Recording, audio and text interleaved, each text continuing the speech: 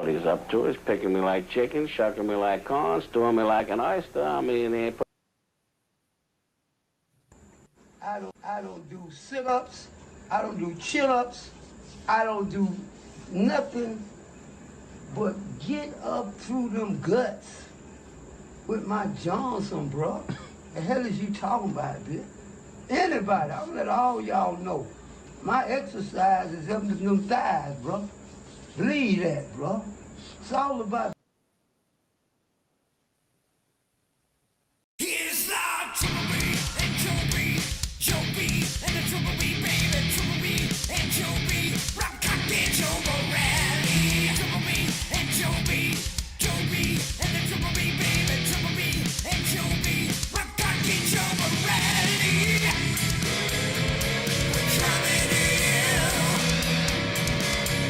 only seeking the truth about JFK. It's a long-coming podcast crew. Tell 'em, Joe, here we go.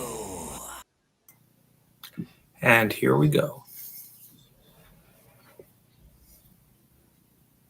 You're muted.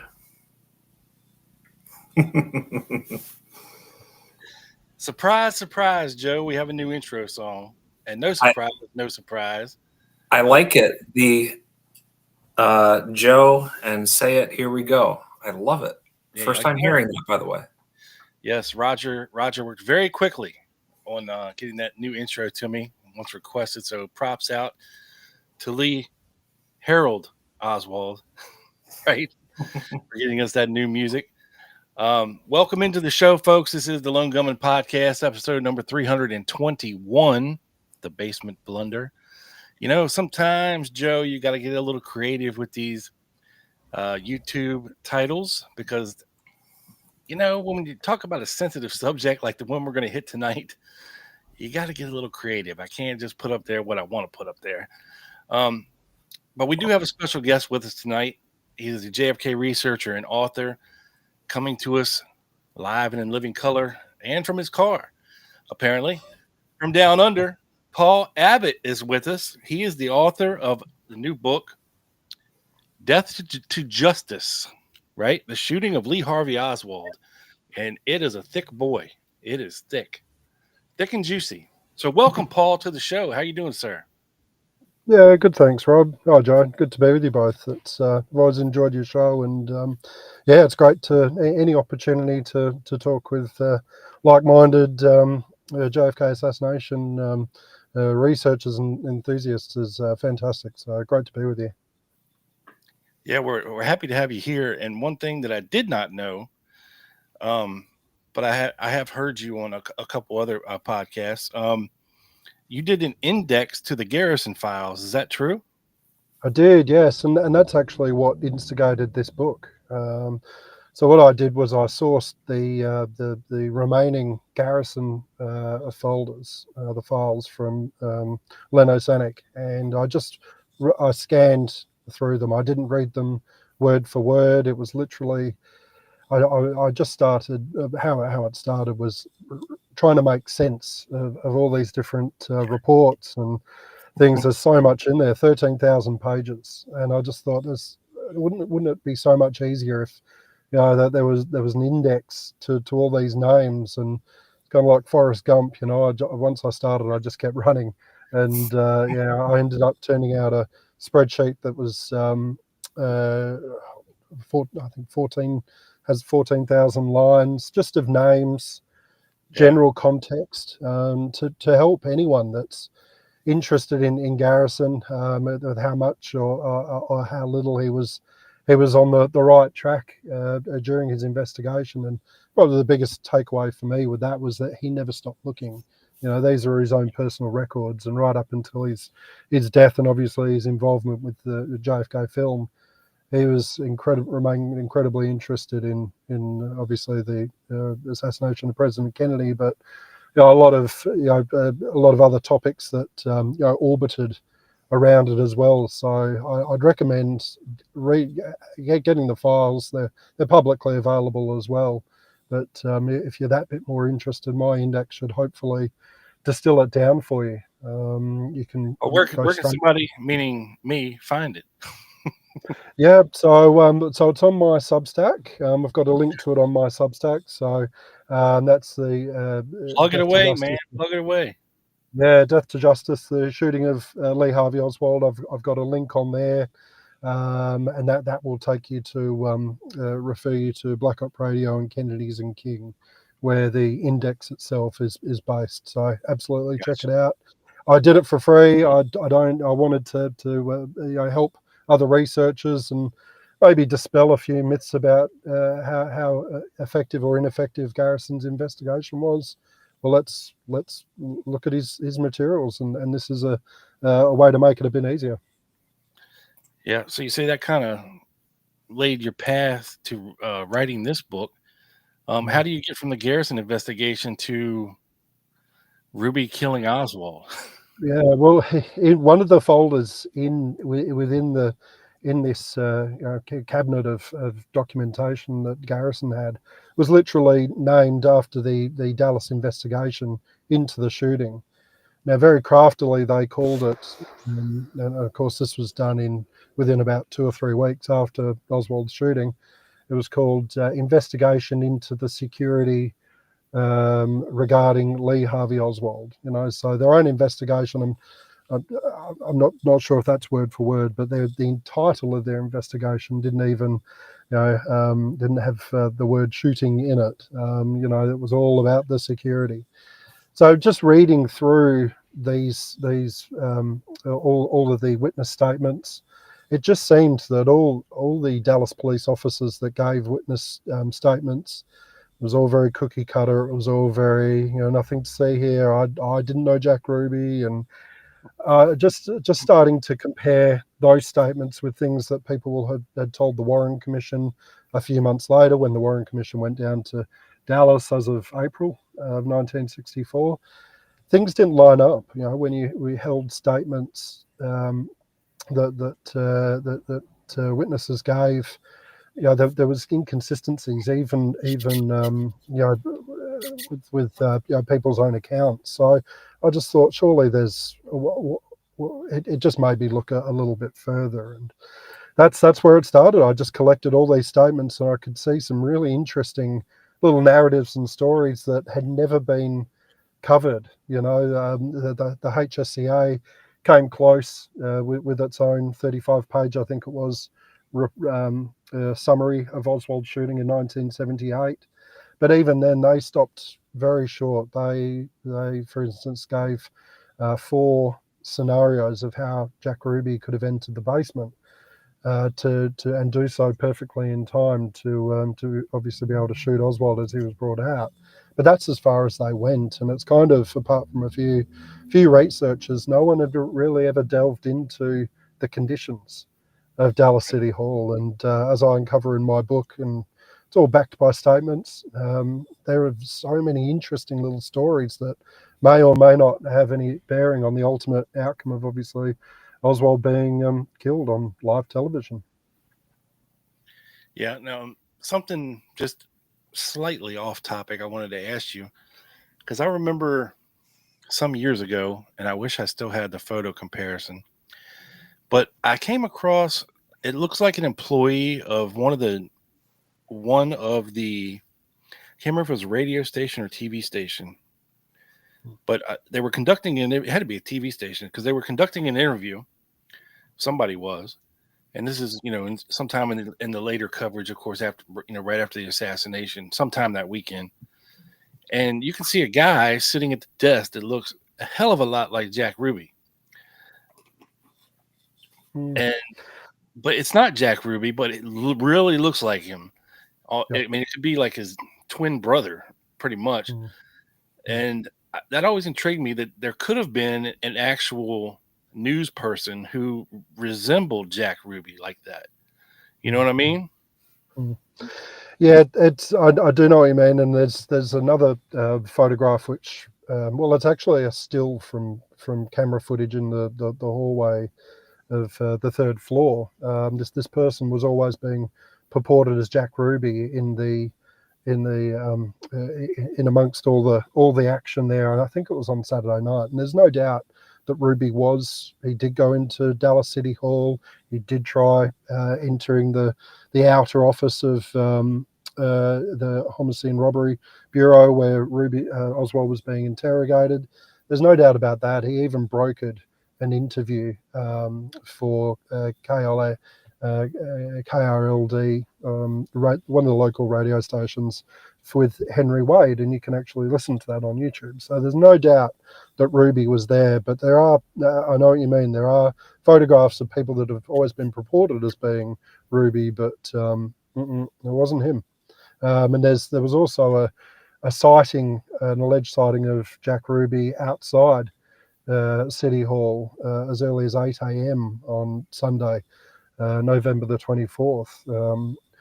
The three newsmen that were out in the control truck, the sound operators and the like, they identified a man that only well after the fact did they say it was Jack Ruby. But the problem was they described this man as wearing crumpled suit, and he had pretty scruffy attire, like he basically slept in his suit. Anyone that knew Jack Ruby knew that he was a meticulous dresser. He was always very well presented. Apparently he lived in pretty messy conditions at home, but he always presented him very well. So yeah, there's little nuggets throughout the story of Dallas City Hall that weekend of alleged Ruby sightings, for sure. Gotcha. Yeah, I mean, he seemed to be, if you go by the official story, really Mr. Johnny on the spot, showing up at just the right minute, So when we're talking about the transfer, go into that a little bit and kind of take us through the process of when the transfer was actually supposed to happen and why it was pushed back. So we kind of understand that a little bit more. Yeah, well, it could have actually happened as early as Friday night. Right. Technically, when Oswald was charged for the Tippett murder, per Dallas statutes, he could have been taken to county jail as early as then. But of course, Fritz and his detectives were still investigating, obviously, another homicide in the Kennedy shooting. So it was much more convenient, and that's understandable, to keep Oswald at City Hall rather than moving back and forth and witness statements, hauling those back and forth. It's a very unprecedented situation, right? So there wasn't a precedent for someone that killed the president and what you could do with him. And so totally. I totally understand that. Yeah, absolutely. And that they let all these damn press people, many press people, in the police headquarters and in City Hall like that. That is insane to me. That would never happen today, That was unprecedented as well. But there was an interesting part in the final Warren report, which was basically a statement that Chief Curry had issued out to all of Dallas police. I think it was in February of either 1962 or maybe even a little bit early, when he came into the office as chief, to basically order all Dallas police to, where possible, to give the press as much access to do their jobs, to report as possible.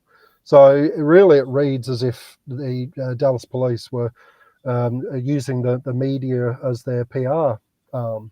So if we give the report, we give media access, they're going to give favourable coverage. So it was actually systemic. The obedience and the regard from the top down to just let the press in and be seen to be treating Oswald well, even though they hauled him, in that press conference. And that's a funny one as well. I'll get back to the transfer, but the press conference is strange because that was a spur of the moment decision that was between Henry Wade and Curry, and Curry asked the press, well, if you want to see Oswald, we can bring him down if you want. It was just meant to be Henry Wade giving an update on the charges apparently that had just been laid on Oswald.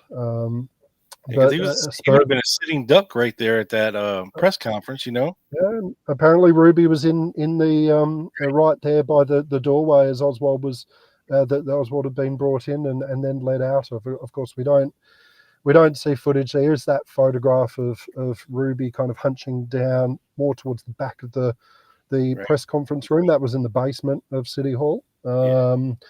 But it's hard to substantiate if that was, when exactly that was taken, because obviously there are a number of press conferences over that weekend. But the transfer itself, it generally is handled by the Sheriff's Department.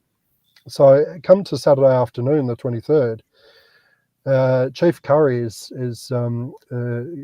going to Captain Fritz and saying, when are you going to be finished with Oswald? I have to tell the press. I have to give them something in terms of when he's going to be moved, because that's when the questions started to come about how long Oswald would be around for at City Hall. So Curry was asking if he'd be ready at 4 o'clock that afternoon. Fritz said, no, I don't think so. It came to about 6 o'clock, and that's when Curry told the media that Oswald would be transferred at 10 o'clock the Sunday morning. Now, over the years, that has kind of evolved into, if you're here by 10 o'clock in the morning, you won't have missed anything.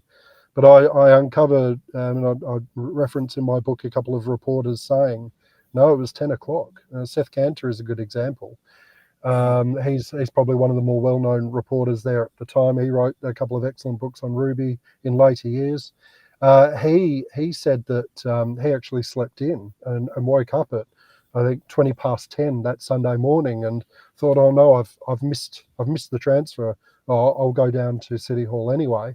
And when he got there, he was surprised to see that obviously the transfer hadn't taken place. So that kind of lets you know that 10 o'clock was the time that the transfer was intended to take place. But the thing was, there were apparently threats that were phoned in that overnight, the very early Sunday morning actually. And I take a bit of time just to cover off on that in the book, because I assume you guys know about Billy Grammer. Billy Grammer. That it was Jack Ruby that called in the threat, right? Yeah, well, that's what he said, and again, he only said that after the fact. So the story was that Billy Grammer, after the shooting, said, I took a call from someone saying that Oswald, if he's transferred, in an armored car, he's actually not going to leave. He's not going to get to the county jail alive. Now that's an interesting detail for Billy Grammer to have at whatever time the call came through, because not even Dallas police were settled on the whole armored, the method of transport for Oswald. That doesn't make any sense to me. Like, just put him in the back of a cop car and take him on over, Absolutely. Well, that's what Fritz ultimately had the final say on. An armored car would be much more cumbersome and awkward if there was an attack. But my contention is that it didn't happen. Billy Grammer didn't take that call because he wasn't able to identify the caller as Jack Ruby, even though apparently he had coffee with Jack Ruby on the Saturday. He wasn't able to identify the voice of his friend that he just caught up with. No one else at Dallas police testified to any statements being phoned in directly by threat makers to the DPD. The word of threat actually came by way of the Sheriff's Department, so Deputy McCoy, and the local FBI office, Milt Newsom. So no one ever directly phoned the DPD. Captain Fraser, who took those calls from the Sheriff's Department and the FBI, there was no other word of someone like Grammer taking a call from a threat.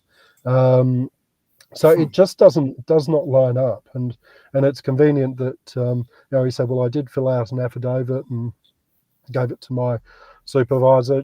Jesse Curry apparently never got the affidavit, didn't know anything about the call. And probably the thing which kind of strikes to Grammer's story the most is the fact that the FBI, they were hot on the trail for any kind of linkage they could find between any Dallas police officers and Jack Ruby. very evident on all of their questions. You can literally see there was a template set list of questions just by reading the statements. And every officer was asked three things. Did you know Jack Ruby? Did you see Jack Ruby in the basement? Did you know of any Dallas police officers that had ever worked with Jack Ruby? They were like the most consistent questions. So if someone like Billy Graham actually spoke directly to Jack Ruby in the hours, 12 hours or however many hours before the actual shooting, the FBI would have been hot all over that. They never spoke to Billy Graham. Billy Graham was never brought before the Warren Commission. So completely, I just have questions where that's another account where we in the JFK assassination universe where we have to take one person's word for it.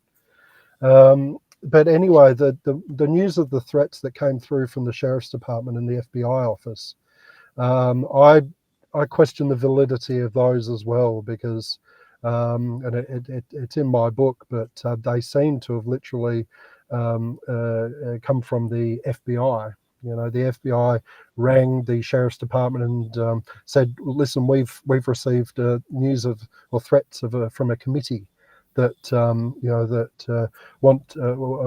going to launch an attack on Oswald when he's transferred." And then 15 minutes later, another call comes into the Sheriff's Department, and it's someone saying the exact same thing. So it's kind of like, well, hang on, was it a real call, or was the FBI maybe staging these threats? I just say that because the same person that was communicating to the FBI and the Dallas police about these threats was the same FBI agent who took the statements of the sheriff's deputy that spoke with the threat makers and Captain Fraser at DPD, who only ever heard of word of the threats from the FBI and the Sheriff's Department. So it's a bit of a little rabbit hole that I go down into my book to basically question how valid the threats were. There was no doubt that there was crank, calls and just people in the heat of the moment, ringing all and sundry about Oswald. But in terms of an actual committee of 1,000 people, I question it, and no one ever saw a large group of angry people gather on the morning of Dallas in the streets. So just one little thing I cover off on, but the transfer itself, that was still being decided on Sunday morning. Curry breezed into work that morning at about 8:30 with clearly without a care in the world. When the threats apparently had been, or news of them had been phoned into the Dallas Police Department, and Captain Fraser took the calls, he tried to reach Curry. He first rang Captain Fritz at home, and Fritz said, "No, that's Curry's responsibility. You better speak to him." No one could reach Curry by phone. Apparently, his phone lines were out. So it took an officer to actually drive around to his house and let him know about the threats. So, anyways. Allegedly, right? Took the phone off the hook, laid on the nightstand. Right. Yeah, nobody can wake you up.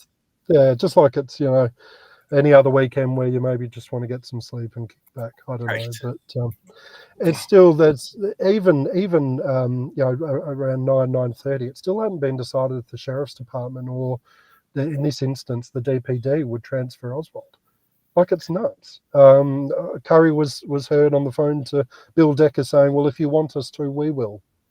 So that's clearly when it started to be decided, and that's when the armoured car was ordered from the Armoured Motor Company, Oswald was kept in interrogations for however long. It was until I presume it was known that Jack Ruby was in the building.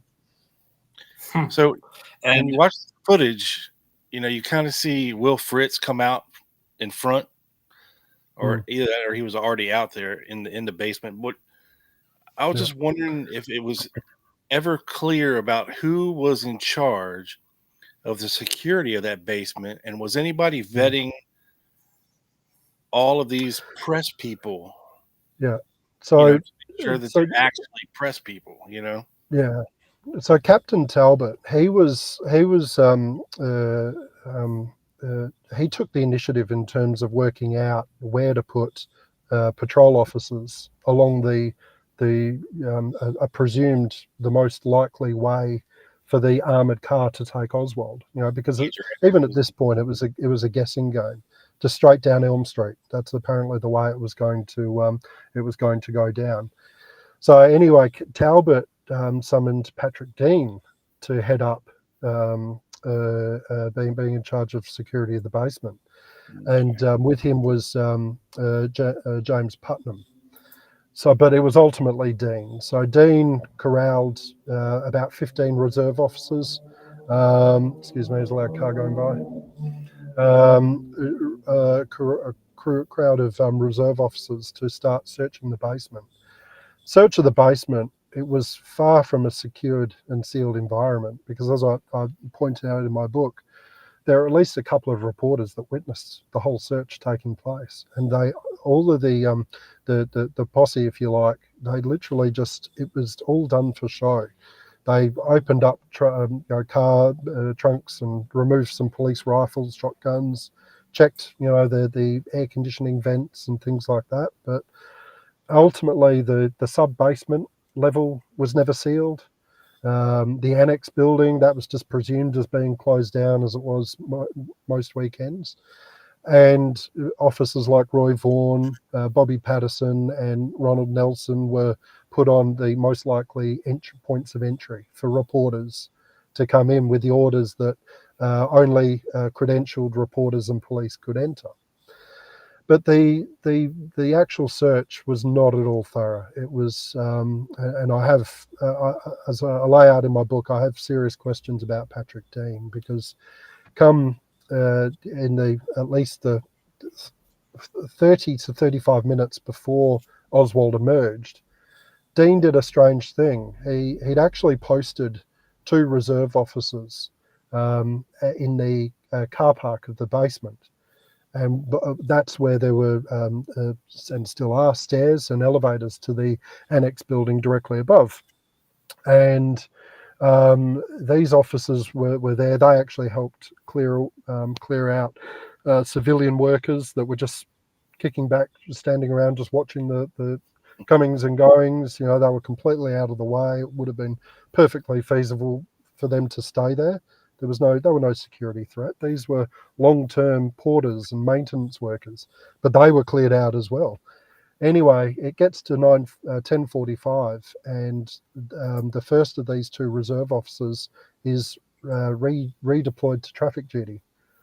Then 15 minutes later, the next one, I get that their names were Brock and Worley, but I forget which one was first, but that second one was also redeployed, and that was at the orders of Patrick Dean.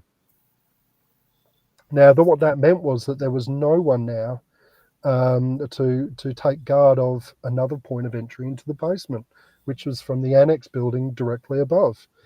Now, that, as I contend in my book, and it's not a new or controversial theory, Jack Ruby did not enter down the Main Street ramp. It didn't happen. Did not happen. There were witnesses up there that in fact, I think Roy Vaughan knew Jack Ruby as well. Two police officers up there that knew Jack Ruby and never saw him along Main Street, not that far up Main Street. So Ruby did not come down, and no one ever saw Jack Ruby walk down all the way down from the street level down Main Street, down the Main Street ramp into the basement. We have reports of people seeing Ruby at the foot of the ramp, and before getting into place. But where did he park at? So he parked further up Main Street, and it was just near the Western Union office. I believe he was parked on the street. There was a car park. How many blocks is that away from? It's the same block. Right across the street. Same block. Okay. Yeah, it's the same. So it's literally the Dallas police measured it by feet. I think it's about 200 feet. The Western Union office from the Main Street ramp. So, Yeah, Ruby did not come down Main Street. I contend, as others do, that he came in through a side door of the annex building that Patrick Dean made sure was unlocked. And all Ruby had to do was walk in. He could have gotten to the point of when he shot Oswald, completely unassisted. You guys have seen the JFK movie. It shows Ruby being let out of a door by a police officer. That didn't even need to happen. It was an emergency exit, so that door did not lock on the inside. Ruby was completely free to come in, just walk casually across the basement car park, come in, scooch through the railing, and get into place. It was easy as that. Yeah, and I just want to clarify for the audience. So the original transfer time was 10 a.m. The receipt from Ruby sending, what was it, $25 to which of his dancers was it? Karen Carlin. Yes, and then the shooting happened 4 minutes later at 11:21 a.m. local time, Yep. which does not give him a lot of time. Yep. So I think I heard you mention he went through the side door, then took an elevator, then stairwell to the basement.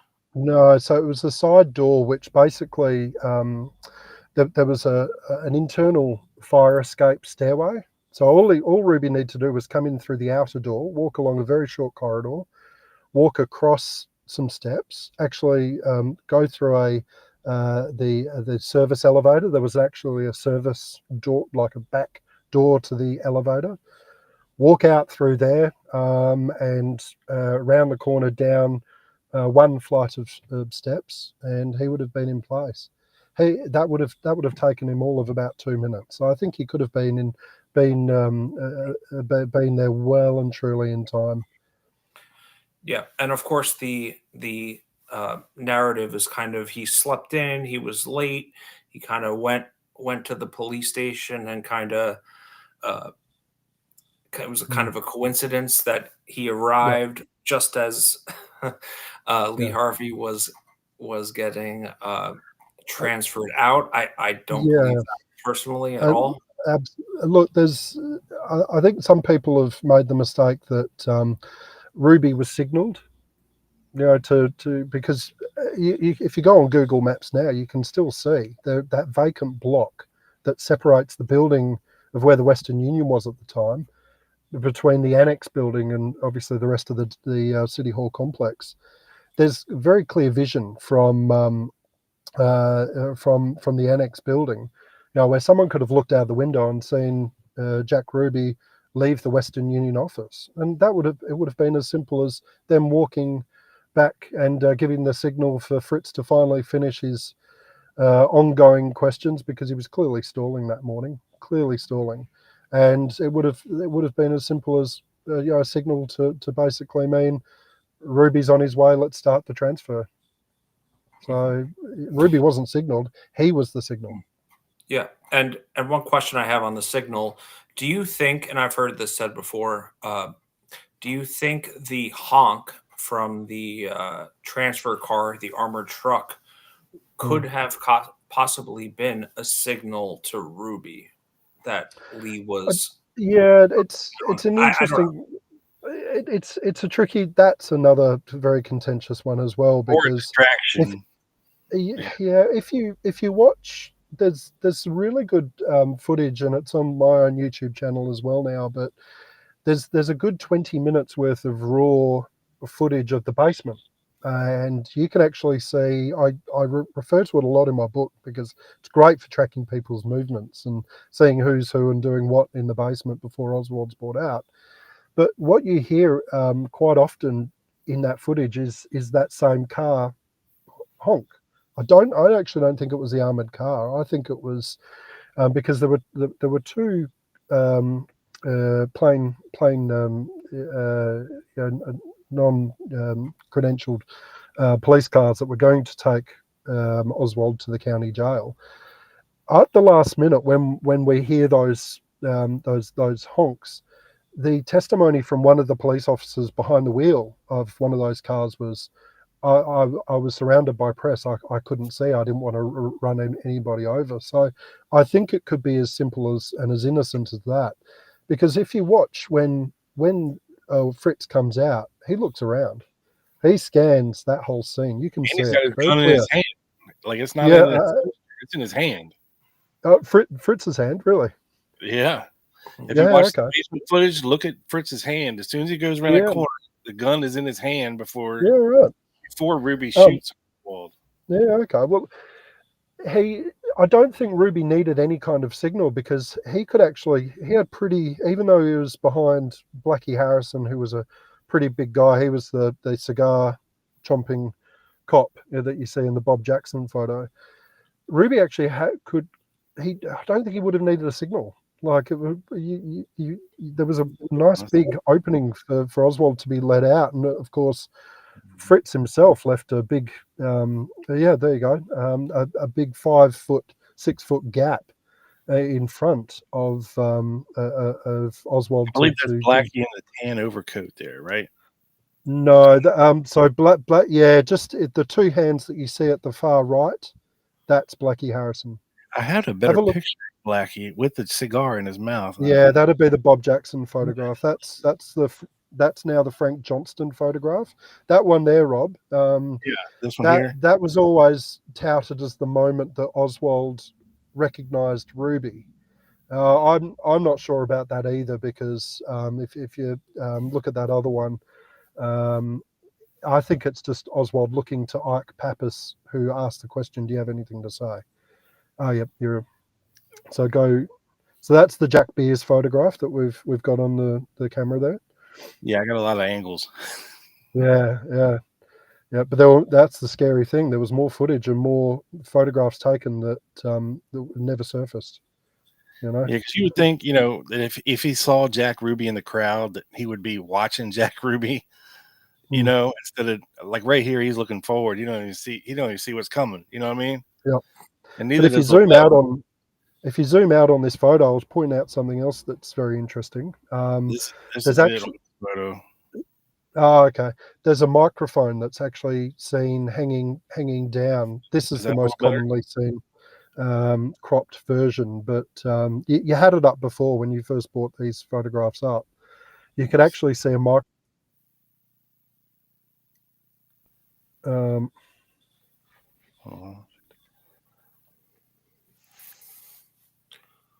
I think that's there it is on the right. He's got a cigar. Oh, sorry, Rob.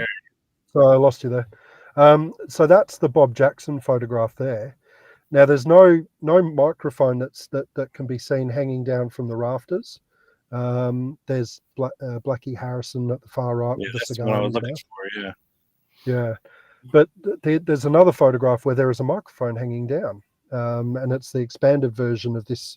There it is. You've got it. So see that microphone there? Interesting that it's not in the Bob Jackson photograph, eh? No, I thought it was visible. He was holding it in the 2 pictures before. No, I'm talking about hanging down from the roof at the top, very top of the photo. Yeah, that's not in the Bob Jackson photograph. Interesting. But that microphone is very evident in other footage. So the microphone was no doubt there, but it's not in the Bob Jackson photograph. So what I wanted to do with writing this book was just lay out all the things that were just in plain sight that just do not add up, never added up in the Oswald shooting. There's so much more to it, when we look at the photographs and things like that. But it's not. It was always assumed as an open and shut case, but the guys, there's just so much more to it. There were 46 members of the press in the basement, 46 members that I account for, and that's not by plucking names out of the air. That is using each other's statements to say that Peggy Simpson was present and Gladwin Hill was present, and I think that's something that most people don't know is how many members of the media were there. Yet we still have so many questions hanging. Yeah, that is ironic, isn't it? And I wanted to highlight this comment because I actually had the only document I have prepared here, and if you can't read it, Paul, I will show it. But the question from Big Bag Josh is: Sheba was in the car, and Sheba, the yeah, dashing dog. Yes. and I looked into this because we had covered it on another show, and I wasn't really sure what was going on.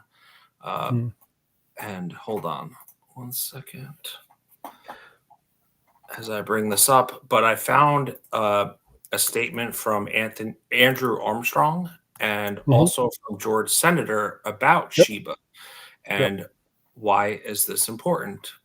Is because, of course, the lone nut narrative that Ruby would have never left his dog in the car if he knew he was going to do this, right? So therefore it was, random. It was to give an alibi for spontaneity and not premeditation, which it was clearly premeditated. But I think it was a ploy by Ruby to leave all that cash in the glove compartment. Obviously, his dog Sheba. It was to give the notion that he literally was driving by, saw people at the top of Main Street ramp, remembered that that rat Oswald was going to be transferred, and thought he'd walk down with a revolver and try his luck.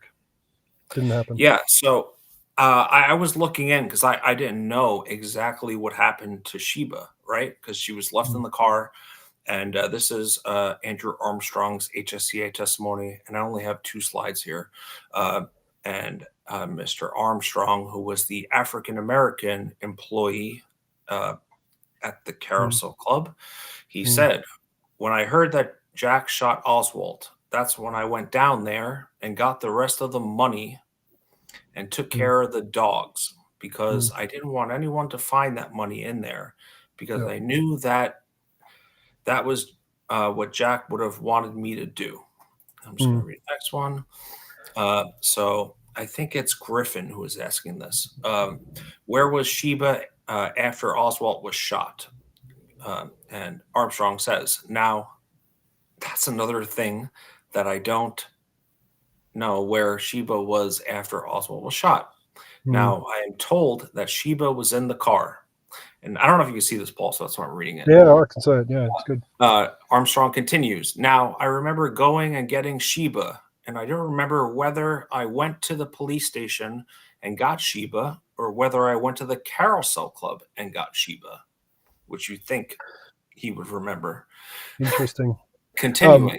But I'm just going to finish this, and I'll get your thought. But I remember going and getting Sheba.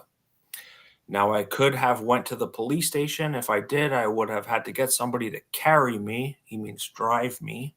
And I don't remember getting anyone to carry me to pick up Sheba because I didn't have a car. But you ended up with Sheba. Yes, I ended up with Sheba. Yep. So that doesn't really give us much doesn't help. Probably the thing to clear that up is that I forget the officer's name. I think it might have been Nelson or anyway, there was a statement that one officer actually went out with Ruby's car keys and located his car and took Sheba to the pound.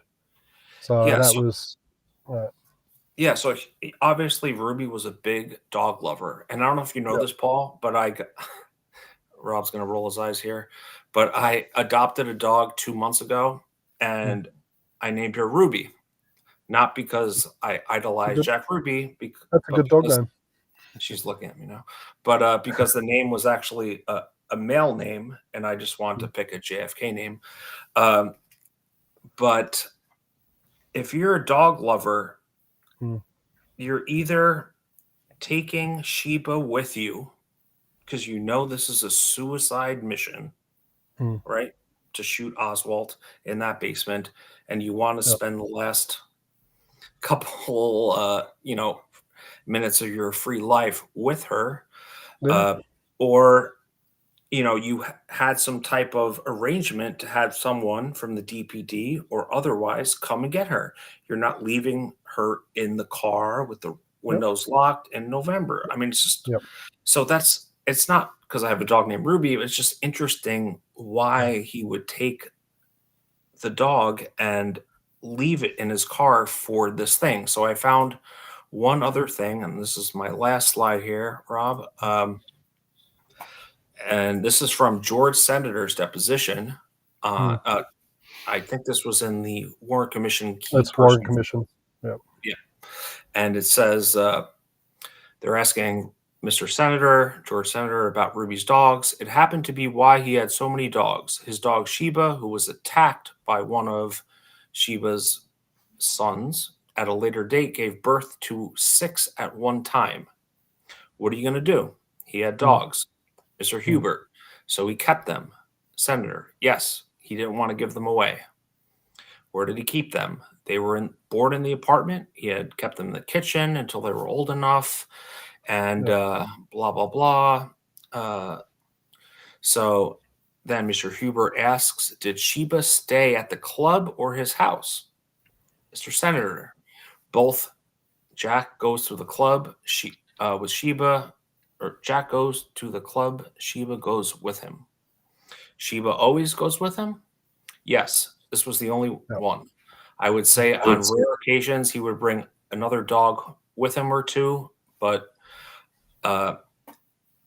pretty much it was Sheba. And then Mr. Senator says, yes, Jack had close to 10 dogs, which I didn't know. And of course, if Sheba had 6 puppies, that math could add up. But I'm just trying to figure out what the thought process was. I bet his apartment smelled great. Yeah. Well, it was. I imagine that the pitch to Ruby would have been pretty simple. If you do this, make it look spontaneous. It'll be a crime of passion. You'll do 2-3 years in jail tops, and you'll leave with debt free and a hero. I think that's all there was to it. And Ruby thought, well, okay, to do that, I'll have one of the dogs in my car, but make sure you look after him after I do it. I think it would have been as simple as that. And that's what they did. They got to his car very quickly, and took Sheba to the pound. Yeah, I think it was 1:30 is what I read, like 2 hours after. Oh, okay. Yeah. I don't know who exactly. I mean, it's all kind of blurry, right? But what I read was that it was 2 hours after the shooting that someone finally got Sheba out of the car. And there's this whole thing about him locking his keys in his trunk, but keeping his trunk key in his glove box. Again, that's what I read from a few sources. I didn't know if you had anything to add on that. No, just other than a police officer got to it, and I thought it was a little bit sooner than 1:30. I don't have it in front of me, but suspicious that Armstrong, who ended up with Sheba, can't remember if he got the dog from the police station or the car. He has no idea. And he might be playing. Come on now. Yeah. I'm sorry? Yeah. It was a long time ago, Joe. Yeah, it was 15 years after the fact. Patrick Dean couldn't remember. He couldn't remember anything right in the weeks and months after, let alone 15 years later. But I think Ruby, and I've just seen a comment come up about the Little Lynn story. That's an interesting one as well, because it was Jack Ruby that was contacted by Little Lynn and her husband Bruce Carlin over that weekend, because Ruby had shut down the clubs out of respect for President Kennedy, and that of course put all of the workers, the girls, out of work. So that was the premise for Little Lynn and her husband contacting Ruby to say, well, I need an advance. We need to pay rent. Ruby agreed to meet them at the club that Saturday night, but he never showed up. He just had someone give her $5, which wasn't enough. So he said, "Oh, okay, well, I'll call me back tomorrow, and I'll wire you the money tomorrow morning." So Ruby kind of set up the whole Western Union, alibi himself, if that's to be believed. So let's get back to the Oswald shooting in the basement. Because one thing I don't understand is why they dragged this poor bastard back into the office after he'd been shot instead of Oh, immediately Rob, pushing him to the we're, hospital. we're on the same wavelength. That's something I cover off a fair bit, because that was probably one of the first red lights for me, was that if Oswald was being led to a car, why not just put him in the car that he was being led to? And sure, the armored car was still in place at the top of the ramp, but it was 5 minutes. And again, we've got footage where we can time how long it took for the ambulance to arrive. And then the final insult to injury was that it took 40 seconds for the armored car to move. So the ambulance is stuck down at the bottom of the ramp. So to me, Was that it is just because they were absolutely nuts. the truck was like too high for the entrance or the ramp? Yeah, I don't. Yeah, That's what I that's heard. kind of come out as well. But the owner of the armored car company knew that the height wouldn't be an issue so much. It would be executing a hill start, on the ramp. Apparently, they had trouble with that armored car earlier that morning. A new battery or something had been installed, and that was the largest of the armored car that they thought would be best to transfer Oswald in. There was another armored car which was parked on the street, which was much smaller as a backup. But it took 40 seconds for that stupid big armored car to get out of the way. So that added all the time, more time for Oswald to get to hospital. But I mean, that's farcical as well. There was Fred Bieberdorf, who was the first aid attendant. He was also cleared out of the basement much earlier on. His initial statement said that he was kind of at the back of the crowd in the basement, near the jail office where Oswald was brought from, but it took him several minutes to get to the scene of the shooting. That's wrong. And then another couple of minutes to work out what happened to Oswald and where he was. That he changed his story for the Warren Commission, but down to a couple of minutes. But his access to Oswald was arguably restricted as well. God knows what they were actually doing to Oswald behind the closed doors, because you couldn't see. Oswald was taken to the behind the counter of the jail office that he literally just walked through. He was very close to Ruby. God knows what actually happened to Oswald in there. I mean, my far out theory is that maybe it was Oswald wasn't actually shot out in the basement. It was like a blank or something, just to knock him down, and so they could drag him away and not have to rely on Ruby to do the shooting. He was actually shot in the basement. I think that wouldn't be too far a stretch to imagine. But it was just nuts. Graves, the one of the detectives that had Oswald by the arm, his undated and unsigned statement to Dallas police said that Oswald was shot and then he was put into an ambulance immediately and rushed to hospital.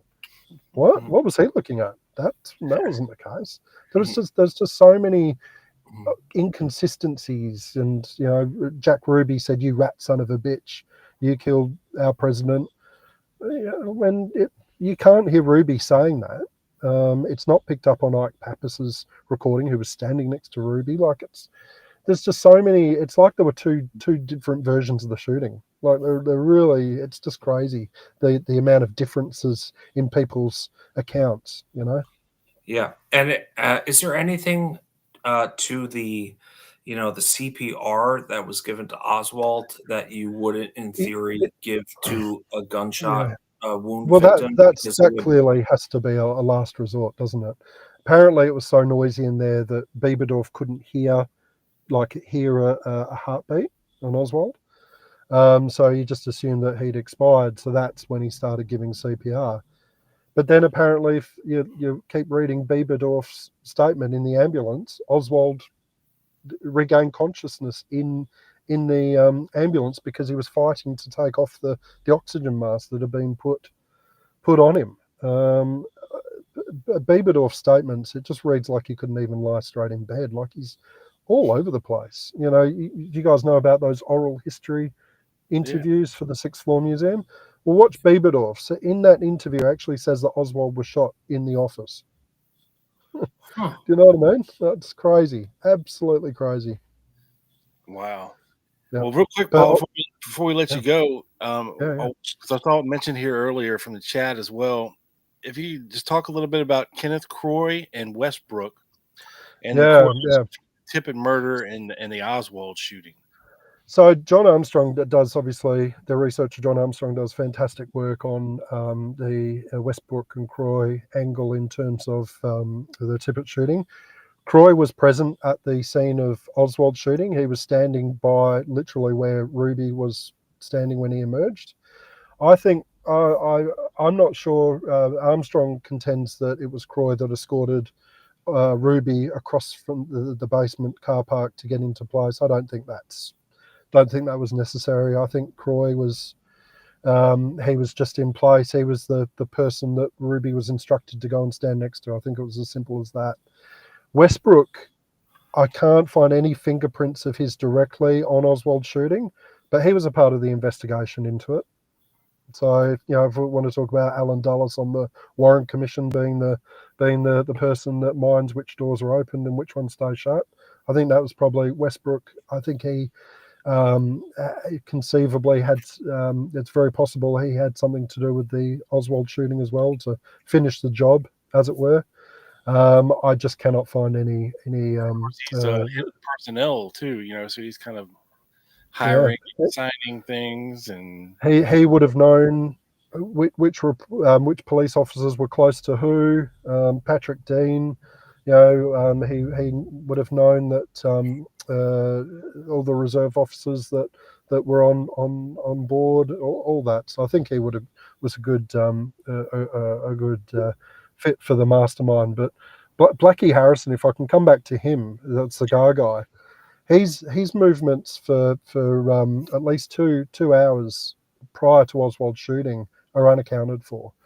The story goes that him and Lewis Miller arrived. They're both detectives in the Juvenile Bureau. Both had recently been transferred into the Juvenile Bureau. So Westbrook maybe had something to do with that. They up and went and grabbed a cup of coffee from a diner nearby. And Blackie Harrison was on the phone at the diner. Now, he said it was as innocent as being called back to the office, but I think he was in contact with either Ruby or a benefactor to find out where he was at, give an update or whatever. Both come back, Miller and Harrison come back to City Hall, but Harrison doesn't go back up to the third floor office where they were based. He was in the sub-basement locker room. Now, that's where there's a bank of payphones. He was the only person down there. And the civilian workers, which I mentioned before, who were told to leave, I detail in my book, there was a couple of them that walked all the way around to the sub-locker basement to find a TV to watch the transfer, only to be turned away by someone down there, saying, nothing to see here. The transfer is not going to be shown on television live anyway, so you might as well not stay. So I contend that was Blackie Harrison manning the phones, telling Ruby, right, come now, find out what where things are at with Oswald up on the third floor. So I think Blackie Harrison was a point man, and that's verified that his whereabouts for those couple of hours, his fellow detectives asked him, where have you been? When they all met down in the basement to get ready for the transfer. So Harrison's a very suspicious one. Miller, I don't know if you guys have seen the footage, but this proves that there was a conspiracy. Miller is the detective that comes in from the side and puts a black cover over Jack Ruby. Have you guys ever seen that? Yeah. Well, yeah. What's up with that?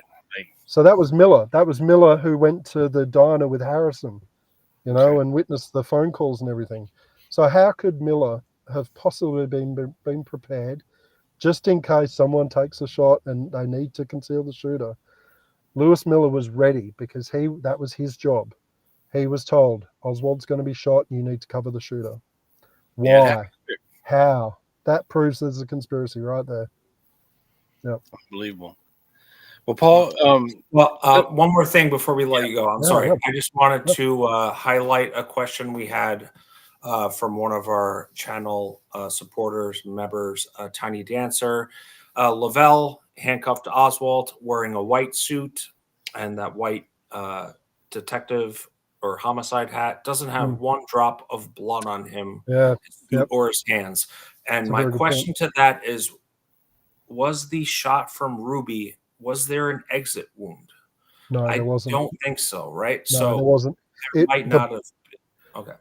Yeah, there definitely wasn't. So Ruby or Oswald was shot at a slightly downward angle. So the bullet entered through between his just under his 7th rib, and went downwards to the back, and apparently it was just lodged just under the 11th rib. Bieberdorf, the first aid officer, apparently could feel the bullet under the skin. So, but there wasn't even any blood In the out back or the front?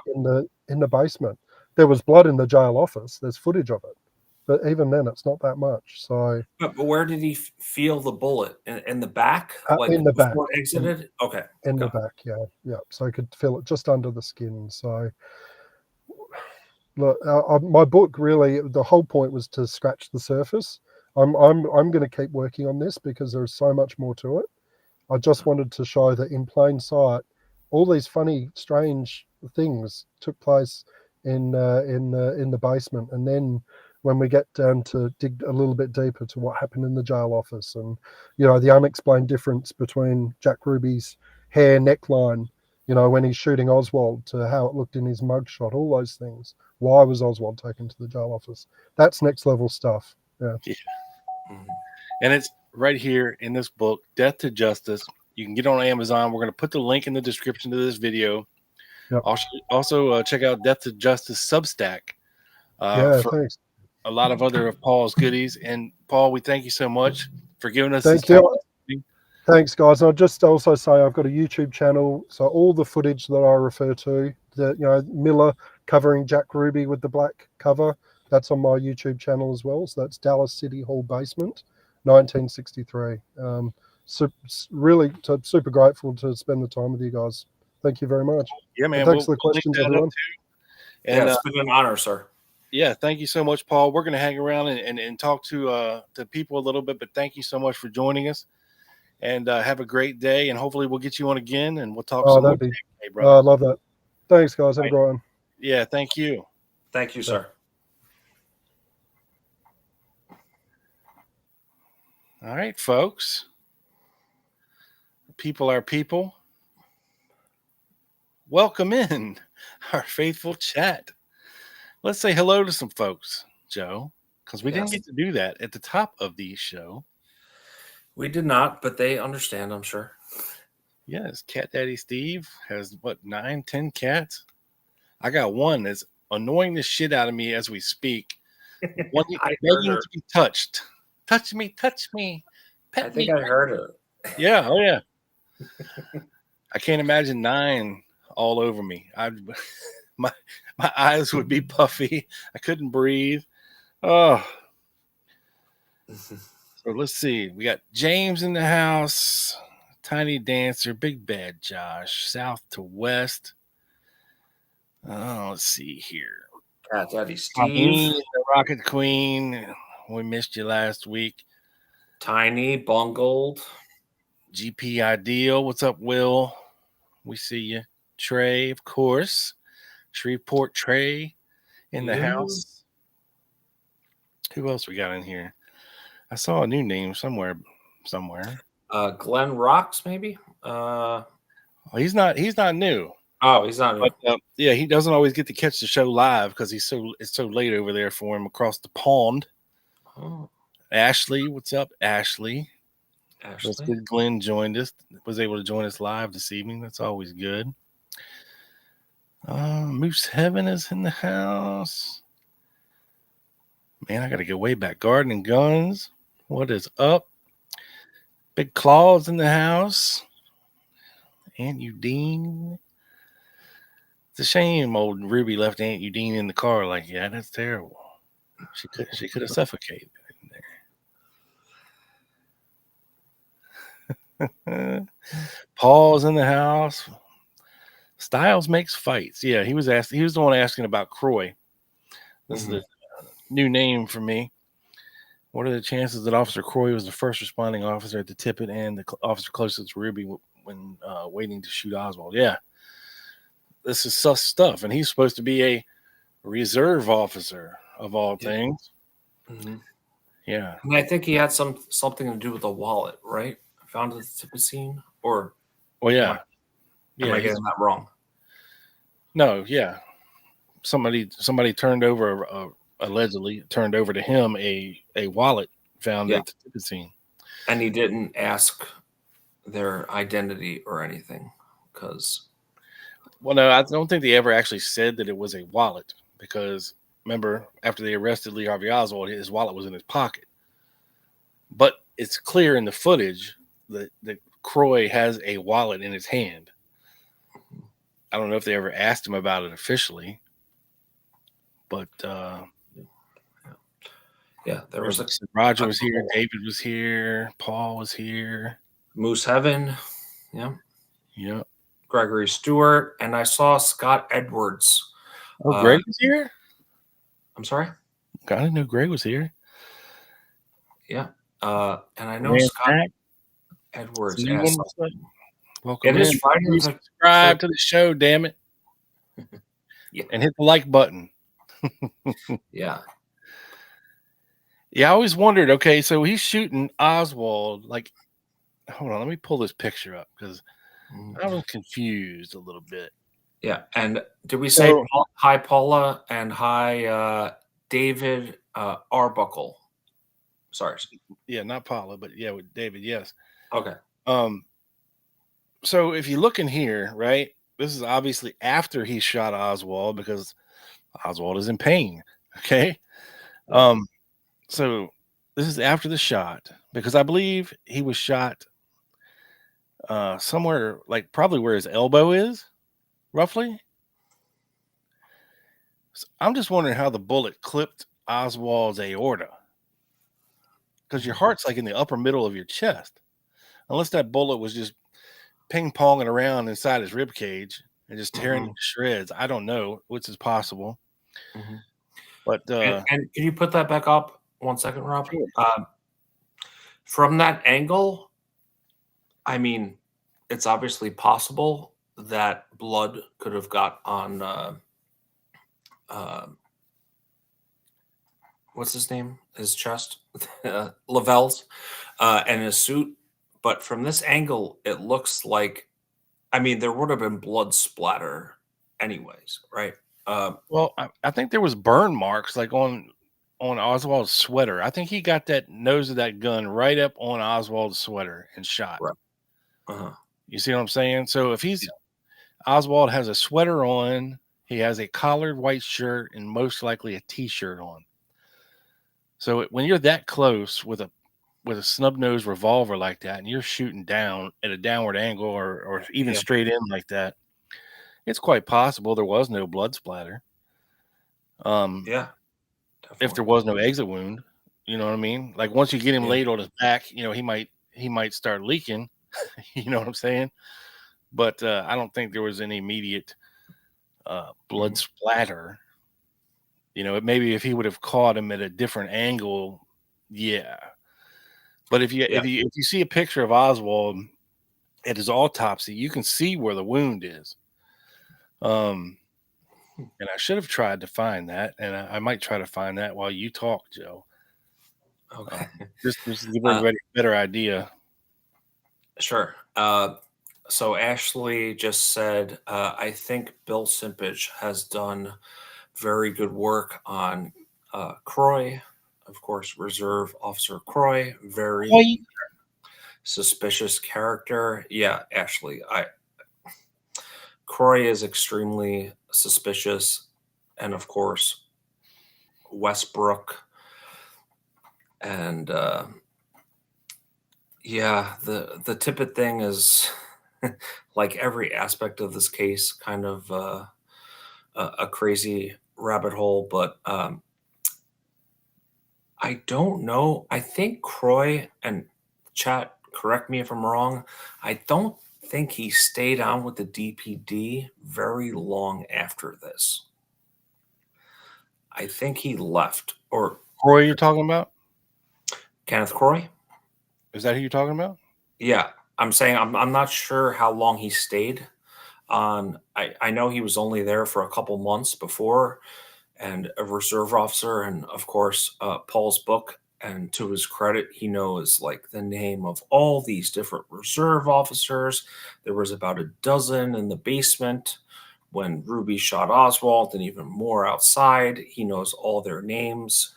And someone I uh, Trigger warning. Here you go.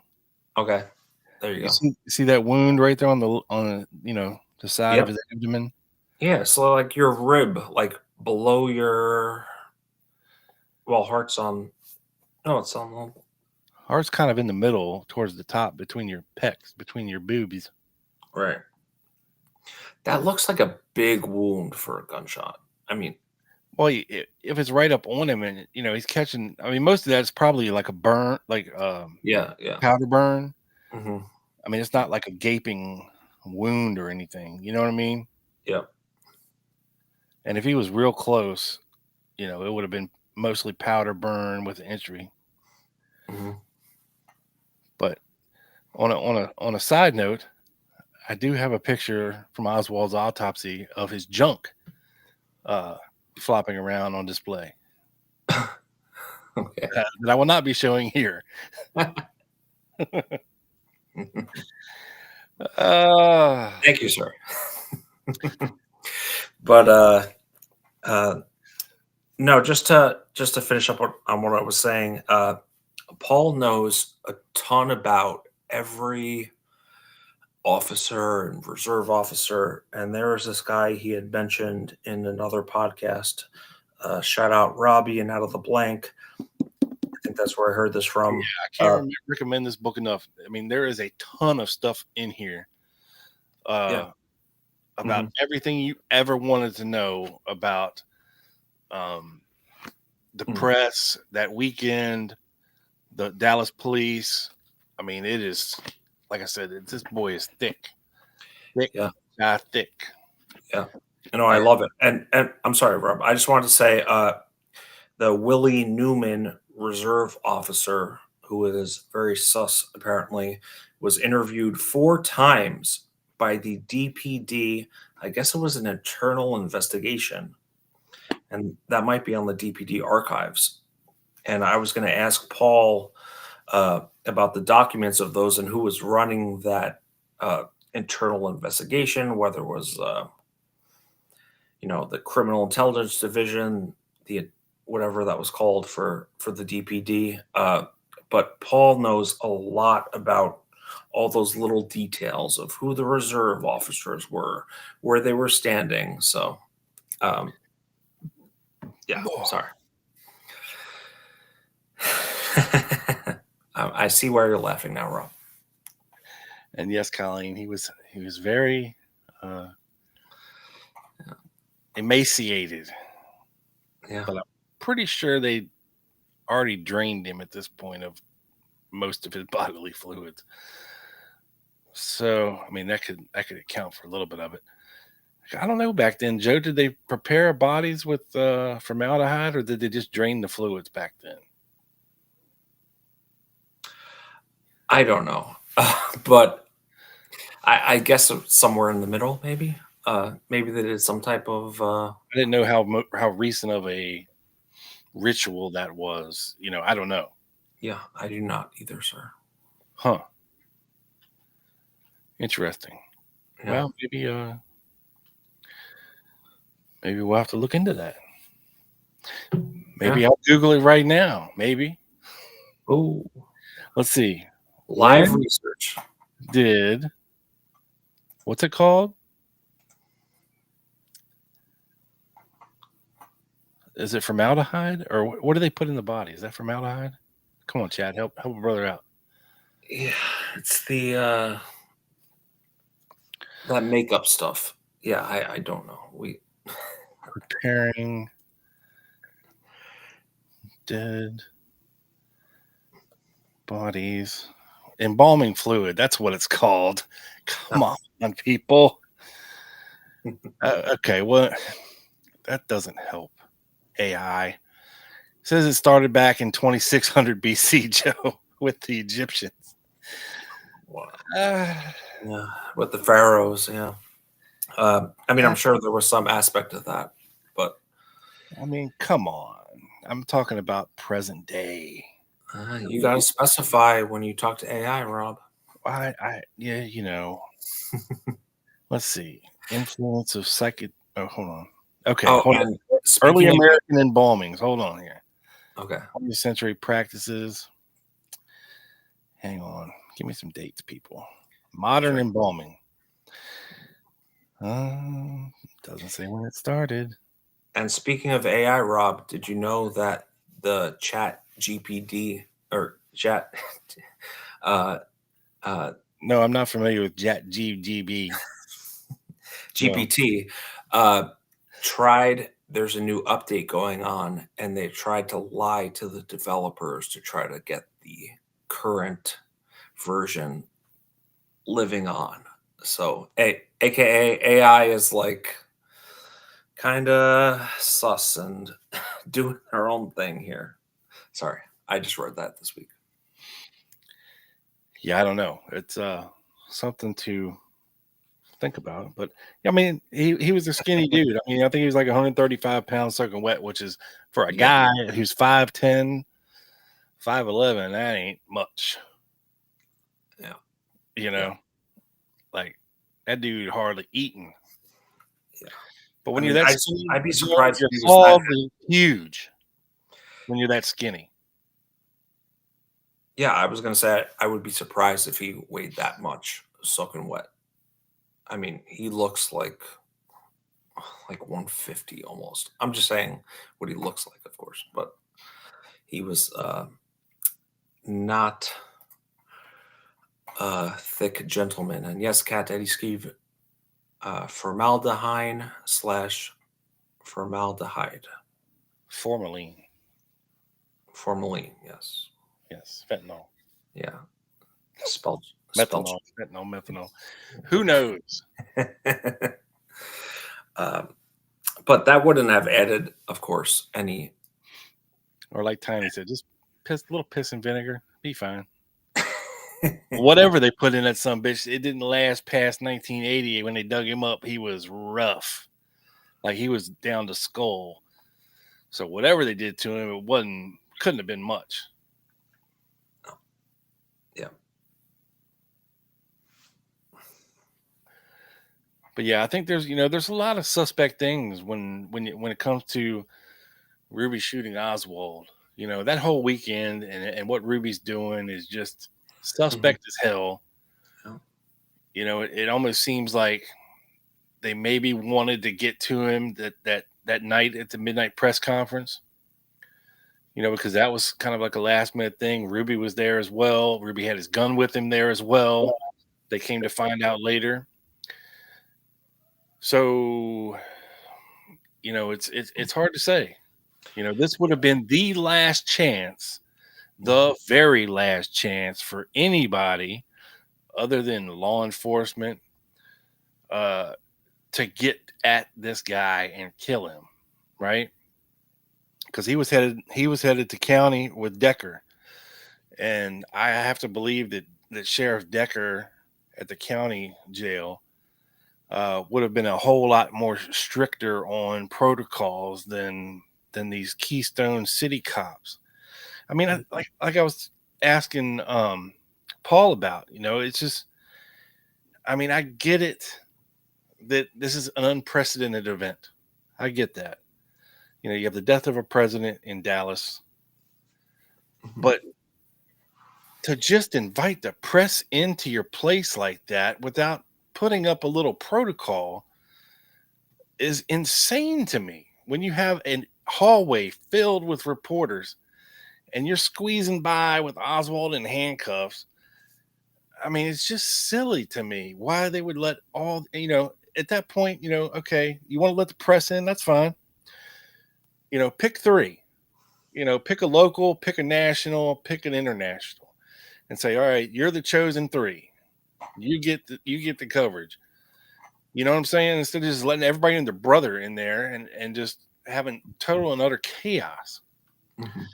Because, you know, I watched that documentary, I think it was on Nat Geo, and it goes into a lot about that weekend and the press and being in the city hall, and everything. And it's just it's crazy. I mean, it was utter chaos. Yeah. And I highly recommend it on Nat Geo. I can't remember what it's called, but I think it's on Disney Plus right now because they kind of own Nat Geo or whatever. But it's a good one. Yeah, I haven't watched this. I think it came out last year, but I'm pretty sure it's still on there. But yeah, it was good, and it had like an interview with the guy that asked Oswald, did you know you've been charged with the murder of the president? And Oswald's like, what? Say what? Who said what? You've been charged with the murder of the president. And that's when Oswald's face is like, well, fuck, like. No, for sure. I mean, that little segment and his reaction and his facial expression speaks volumes, in my opinion. And and just to bring up to make an analogy towards present day, we have a guy that just shot the United Healthcare CEO that had a photograph taken almost like he was posing in his jail cell. Well, everybody's got a cell phone now. You know what I'm saying? Like, I mean, even the inmates in prison have cell phones somehow. How do you get a cell phone up your ass to get into prison? I don't know. I'm not going to try it. But it definitely ain't going to be one of these big boys. I tell you that right now. It have to be like a tiny little flip phone, like. But yeah, this ain't happening. No. That is a no-go for Big Bad Bob. Yeah. Let's see. Let me. I'm sorry. I don't know if you're trying to do this at the same time. Tiny Dancer says it's possible Jack was showing Lee the ropes because sorry, the dude needed a federal job after Angleton's mole hunt went bust in Minsk. I'm not sure what to say about that. I'm sure Marina had a couple moles, if you know what I'm saying. They were very angry and drank vodka. Yeah. Yes. And Big Bad Josh said Ruby was a brawler, not a killer. He was definitely a brawler first, for sure. I mean, we've heard all the accounts of him kicking out people in his club. I personally think that he was forced to carry out this, quote, suicide mission. And that's what it was, ladies and gentlemen. It was a suicide mission. Even if he believed somebody could have told his head and said, look, you're going to be the great Jewish hero. They'll never charge you with this. You're doing you're doing the world a favor. And even if he believed all that, you know what I mean? Like that he was going to be this great Jewish hero because, he killed this, for supposedly good reason and yada, yada, yada. I don't buy it. It was either that. Okay. Somebody either filled his head full of crap and he bought it, or somebody strong-armed him and said, you will do this, or we're going to kill Eva. We're going to kill Sheba and her 9 kids. And we'll cut off George Senator's balls, or something to that effect. Yeah. Where they blackmailed him either into doing it, or somebody pumped his head. Look, man, they're never going to charge you with this. You're going to be a hero. You're going to be a hero to all the Jews of the world. Blah, blah, blah, blah, blah. And even if they do arrest you, you ain't going to do no time. What jury would convict you? You know what I mean? Type of thing. It's very possible. And I'm kind of like, my current working theory is, I think that Ruby was, oh, thank you, Perpetual Concepts. Not a mole, a beauty mark. Cheers to Sparky. That's what she said. Thank you very much, sir. Yes. My working theory is yes. My working theory right now is that Ruby was tasked with some type of supporting role based on his connections with the DPD. Something went wrong, aka Oswald getting caught alive. And if you are assigned something like that from, say, the mafia and you screw it up, guess whose head is on the line, whose neck is on the line? The person that got paid that it was delegated to. You can't go to mafia bosses with excuses. So I don't think he wanted to do it. I think he waited until the very last second, right? And it was kind of a suicide mission. I don't think he really thought he would. He might have had some hope that the public could have some sympathy on him, but I really think he kind of knew what his fate was come Saturday. So Because he was worrying about things, especially it was Friday night because he had Crayford and Senator with him. mhm. And he's talking to Olson and his chick late that night, and then he's out riding around with Crayford and Senator until the wee hours of the morning, and from then on he's stalking Oswald. Crayford bounces, so you don't have Crayford's like, screw this, I'm out. yeah. Right? I'm hitchhiking my way to Michigan or Minnesota or whatever it was. George Senator said, I'm not doing nothing, Jack. I'll just be here at the apartment. I'm waiting for you. I'll keep your bed warm for you. Right? Whoa, So, we have a new senator accent. I respect what that. happened to Ruby's live-in gay boyfriend? Funny you should ask. That is him. Talking about George Senator. I believe we did a show a little while back. Might have been pre-Joe about George Senator. Yeah, But bottoms. ties George in Senator's bottom something. Power Bottom.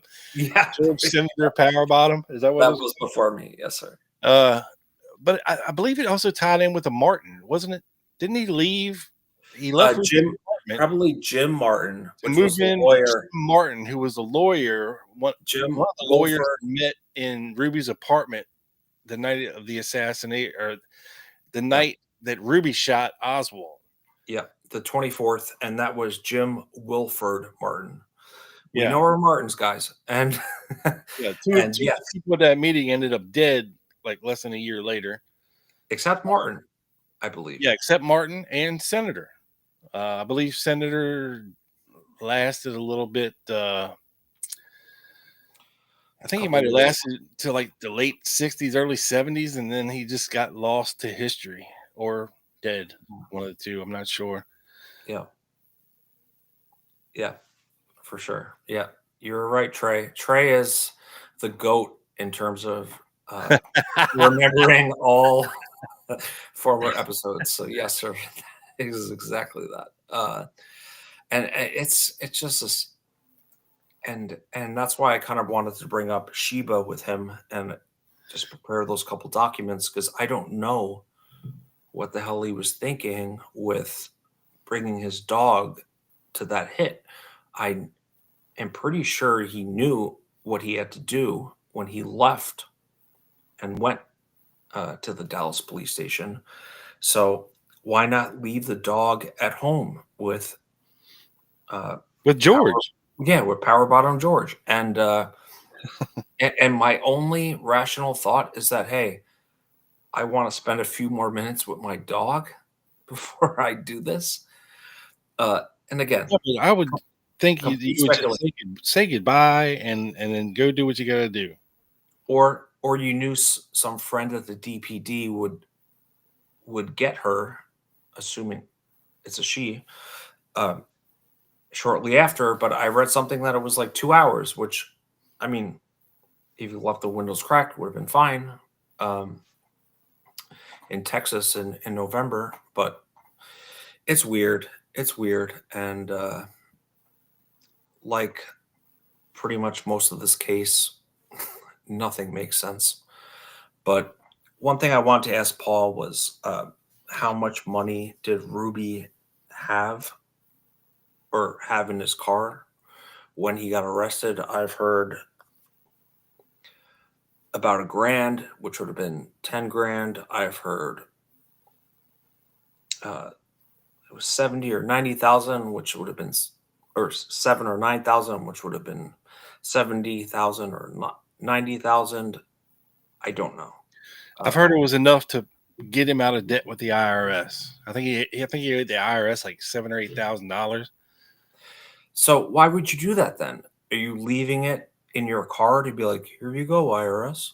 Like it doesn't check out to me as like, am I going to leave a note here? This is for my past taxes, IRS. Like that doesn't check out to me. So I don't know. I know he was in debt, and we've covered this in past episodes. So when you think of how you can leverage someone to pull off something like this or convince someone to do, essentially a suicide mission, you have to be semi-desperate. And it's a puzzle for sure. Here you go, Joe. Come on, Jack. What are you talking about? I'm just here at your apartment waiting for you, smoking a stogie with my fake teeth in. Is this Senator? Yeah. Yeah. Okay.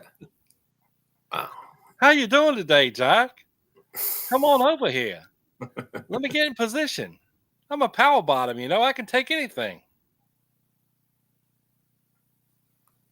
Wow. Hell of a set of chompers. I'm sure he scraped, if you know what I'm saying. Just saying. Yeah. And his he was a scraper. yeah, his Warren Commission and other interviews are very interesting for sure. It's a fascinating read for nerds like us for sure. He is Goodwin Colleen. Yes, Homer Pyle. Wait, what does that mean? Gomer Pyle. Before your time, Joe. It's before your time, youngin. Well, I'm asking for the younger people. Didn't you watch the Andy Griffith Show? No. Okay. Well, there you go.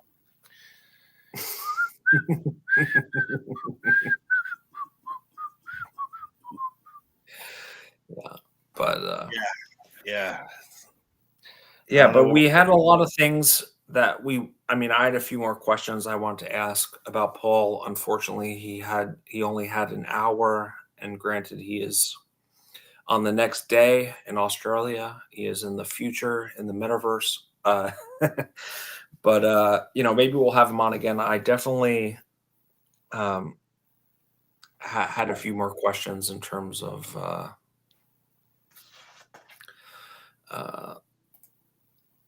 just some of the people in the basement, and I want to ask him who, in his opinion, were the top 3 relationships from the DPD Ruby had. Like, who were the closest 3?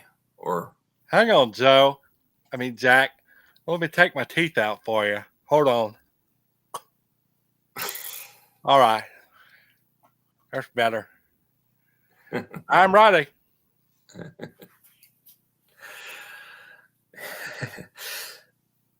Because of course it doesn't, like, we've done enough shows to know that just because you knew Ruby doesn't mean that it was sus, because everyone knew Ruby. But I'd be interested to hear Paul's thoughts on the 3 DPD officers he was closest with. But maybe we'll do a part 2. BTW, that's by the way, Silk City is running a hell of a sale right now. For the low price of $65, you can get 8 smoking hot bottles of hot sauce in a variety of flavors, including some special holiday editions, Joe. So Really? head over to silkcityhotsauce.com right now. Enter the code GUNMAN. That's all caps. at checkout and save 20% off of your entire order. So you could potentially get a shit ton of hot sauce for not a lot of money. And there ain't no better deal than that. And he ships fast. If you do it, if you act now, he can probably have it to you by Christmas. And if I'm speaking out of turn, Jeff, I apologize. But I'm sure you can make it happen. So don't delay. Head over to silkcityhotsauce.com right now and get your holiday orders in before it runs out. Yeah, I'm gonna have to look at the holiday flavors, but Silk City, Jeff, supporter and friend of the show for a long time. It's great to support the homies, and he is definitely a homie, a great guy, fan of the show. And if you love hot sauce like I do, and I have a few behind me still here, but I might have to order the holiday ones on my own here. And I'm happy to do so because I love supporting people that support us. So Absolutely. Especially, independent dudes like that doing it themselves. yeah, And with doing it real ingredients. Yeah, and no real bullshit. fruit. Yeah, no government. Silk City is trying to make America healthy again. I don't think there's any doubt about that. Sorry. Perpetual Concepts are the drones in New Jersey linked to Silk City Hospital. Well, a little early to tell. Possibly they could be going over New Jersey because of the fire that's going on with Silk City. I could definitely see that. But man, that whole situation, I don't know if you want to go on this tangent, is crazy. My whole X feed has been lit up with these videos for over a week.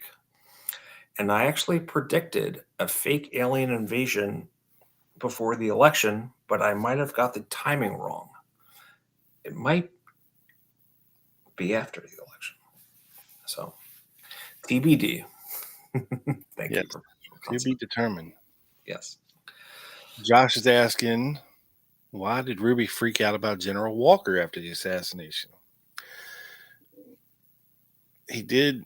I don't think he mentioned. Did he mention Walker specifically, or was it just Birch the Birch Society? Yeah. Yeah, of course, Walker was tight with the Birch Society, John Birch Society. That is a very good question. And of course, there are ties if you want to look very hard at the last two shows that we did when we were talking about who's operational in Dealey Plaza. Well, guess what? A couple of these guys met with General Walker several times. Yeah. And not just him, but other members of the Birch Society, which I'm sure Lester Logue was one. People like that, these big wheeling dealing business owners who are extreme right wingers. It's not out of the realm of possibility that was floated out there. I mean, that was what caused Dallas to be called the city of hate, is these extreme right wingers.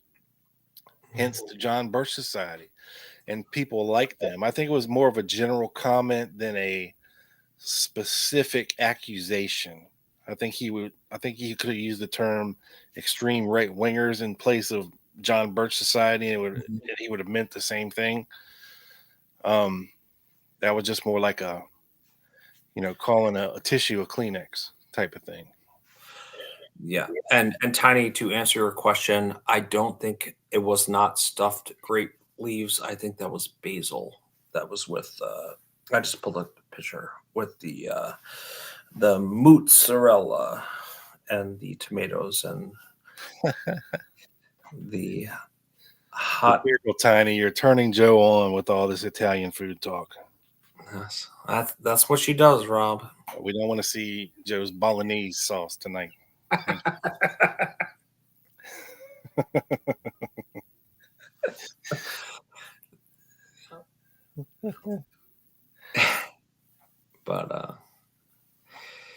Yeah, guys. Well, I hope we tried to stay. Right. PC. It was definitely a pitcher, no catcher, Garrison. It was a power top. Power top, not power bottom. Yes. Ah. And, You just get right down on all fours, son. Salute the flag. Say hello to Uncle Sam while you're down there.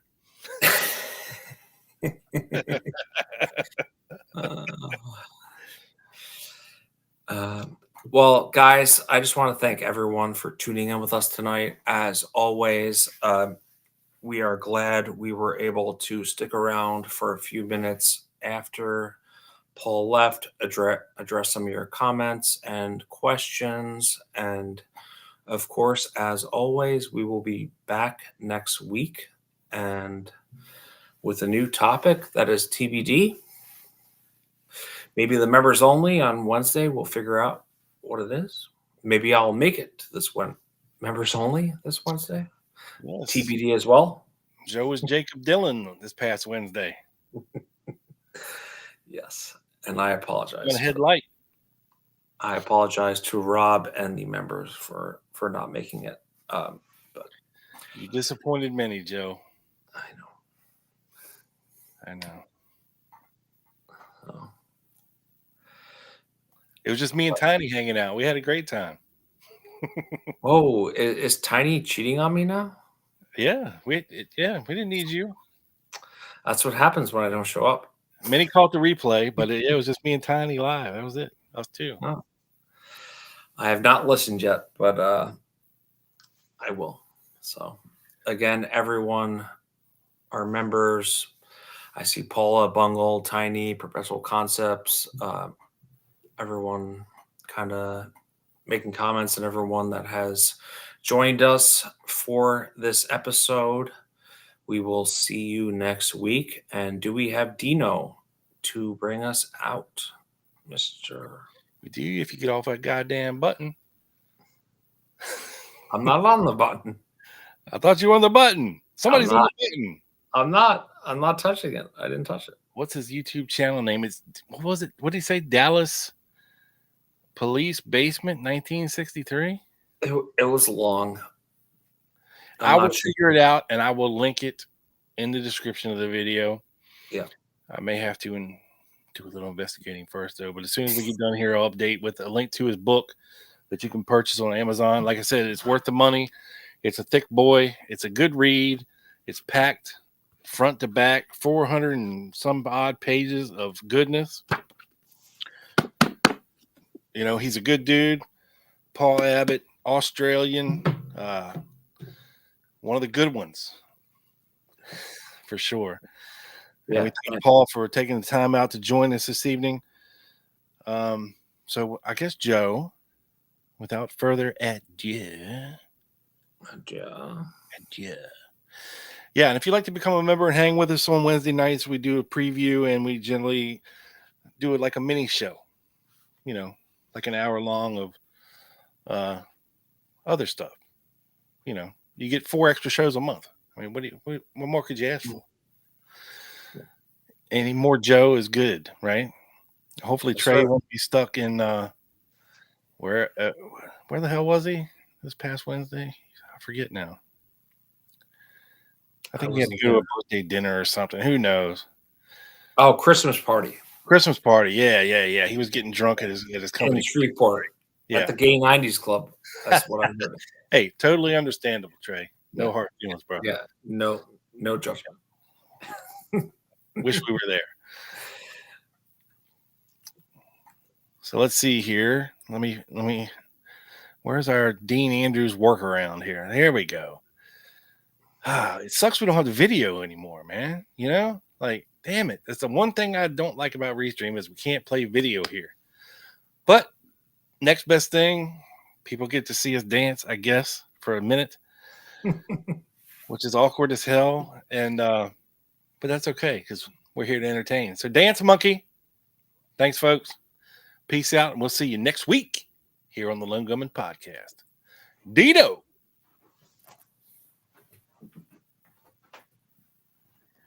Dino.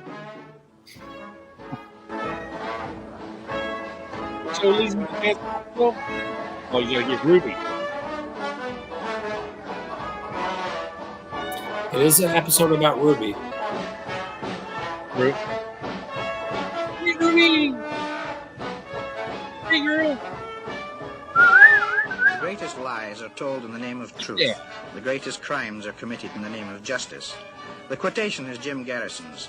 It could be used for him or against him in this strange case. Good night.